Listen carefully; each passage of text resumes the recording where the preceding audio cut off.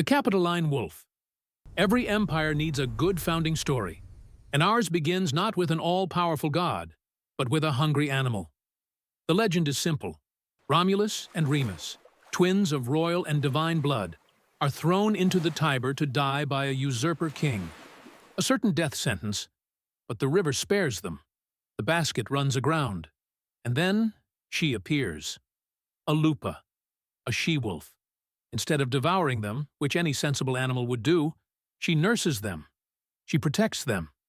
The savage foster mother to the men who would build the world's greatest city. It's a powerful image. Savagery nurturing civilization.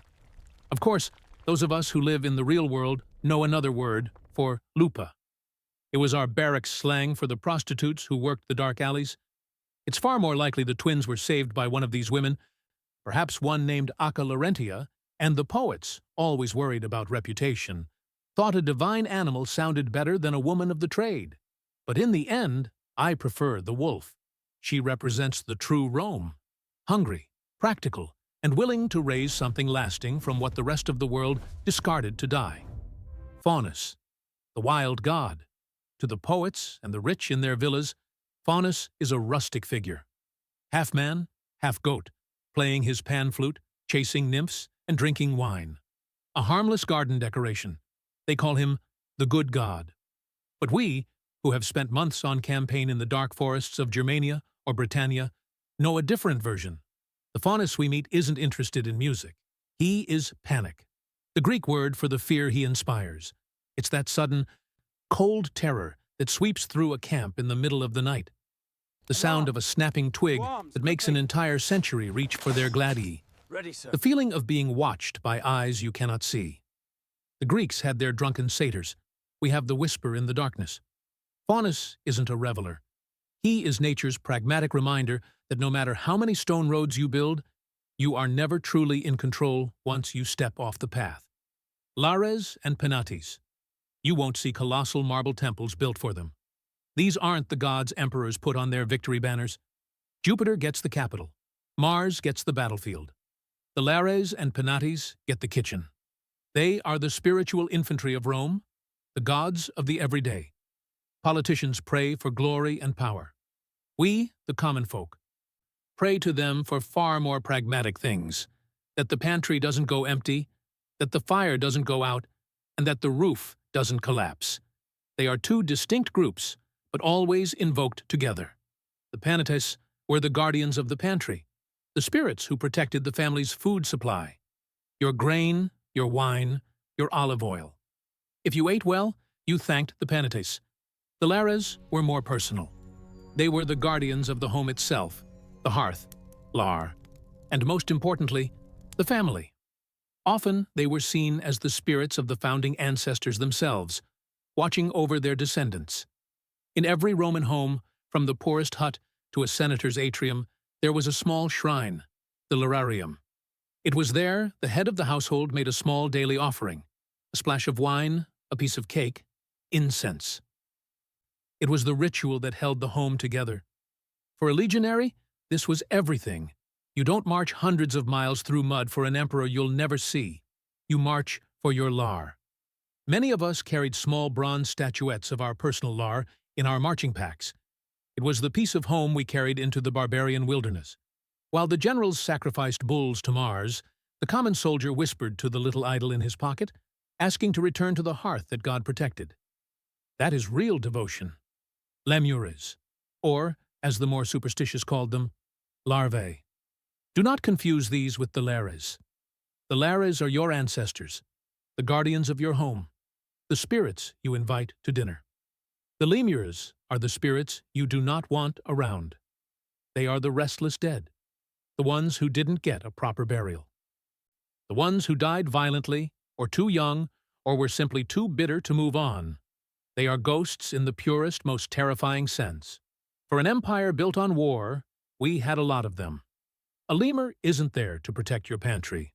It's there because it's hungry, angry, and jealous of the living. On dark nights, peasants claimed they wandered, bringing bad luck, sickness, and nightmares.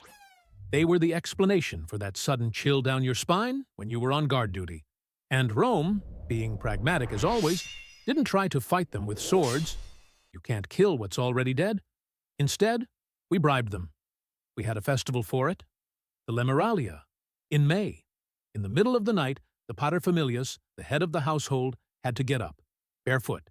He'd wash his hands, then fill his mouth with black beans.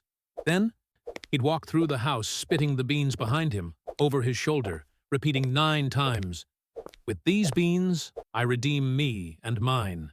He'd make noise, banging bronze pots, shouting, "Spirits of my ancestors, depart!" It sounds like madness, but it was a contract, a spiritual transaction. Here is your offering. Now leave us alone. We soldiers understood this. You fight the living with steel. You fight the dead with ritual and superstition.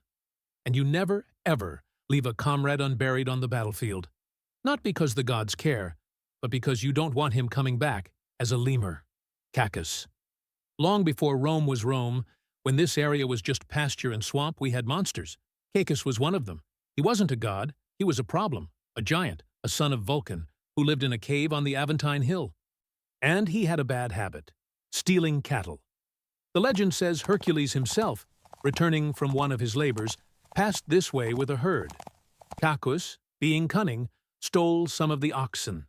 And to hide the trail, he dragged them backward into his cave, so the hoof prints pointed outward. Hercules was fooled. But, as he was leaving, his remaining cattle called out, and one of the stolen bulls answered from inside the cave. What followed wasn't a negotiation. Hercules tore the top off the mountain, found Cacus breathing fire and smoke, and beat him to death with his club. For us Romans, the story was pragmatic. It wasn't about distant gods. It was about a hero clearing the land that would one day be ours. It was proof that even before Romulus, this land was already being purged of monsters to make way for civilization. Striges. These aren't the owls that hunt mice in the fields. These are the terror of the nursery. The old women described the striga as a creature of the night, part woman, part bird, with long talons and a horrific appetite. They fly silently, seeking open windows. Their target? Children, infants. The legend says they cling to the cradle and suck the child's blood, leaving it pale and lifeless. No soldier admits to fearing them. It's women's stories. But pragmatically, the striga was useful. When a child fell ill and died in the middle of the night, from fever or for no reason at all, it was easier to blame a monster than to accept chance. Blaming the striga gave people something to hate. They would hang garlic and thorns in the windows, performing rituals to ward off the evil. For a legionary, it's simple. The world is full of tragedies we cannot stop with a sword.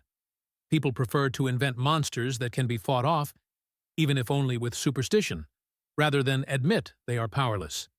The striga is the name we give to the fear that preys on the defenseless. Scylla and Charybdis. We have to be honest. These monsters aren't ours. We took them from the Greeks, just like we took their gods, their statues, and half their philosophy. But they became part of our story because of Aeneas, the ancestor who fled Troy and who, according to the poets, founded our bloodline. On his journey to Italy, he had to pass them. They are every sailor's nightmare, guarding the Strait of Messina.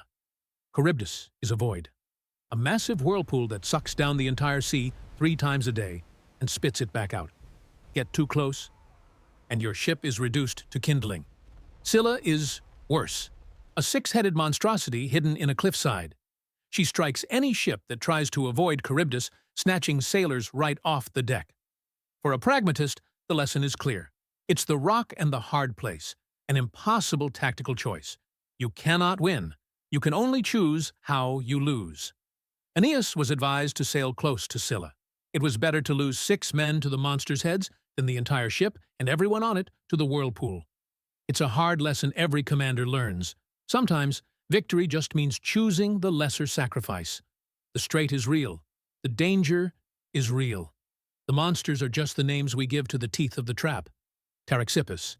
Finally, a monster we bred ourselves. A ghost born not in dark forests or distant seas, but in our own bloody entertainment. The Taraxippus, the horse disturber, was the name given to the most dangerous spot on the racetrack in the Circus Maximus. It was the tight turn, the meta, where the most chariots crashed. The drivers, superstitious men at the best of times, swore it was a ghost, a malevolent spirit that grabbed the reins or terrified the horses, making them rear and break their legs, throwing the driver into the wall. Of course it was. To a legionary who understands logistics, the truth is obvious. It was the hardest turn. You have 4 horses at full gallop, dust, locking wheels, cracking whips. Of course they crash there. It's physics, not a phantom. But the mob needs a villain. The gambler who lost his denarius doesn't want to blame the driver. The driver who lost the race doesn't want to blame his own lack of skill. It's much easier to blame the Taraxippus. It's the perfect excuse. In Rome, we learn that every place of great risk, whether a sea strait or a turn in the arena, eventually gets its own monster. It's how we cope with failure and chaos. The Galea, the helmet. This is the most important piece of metal you own. It's the steel roof that stands between your brain and a barbarian's blade.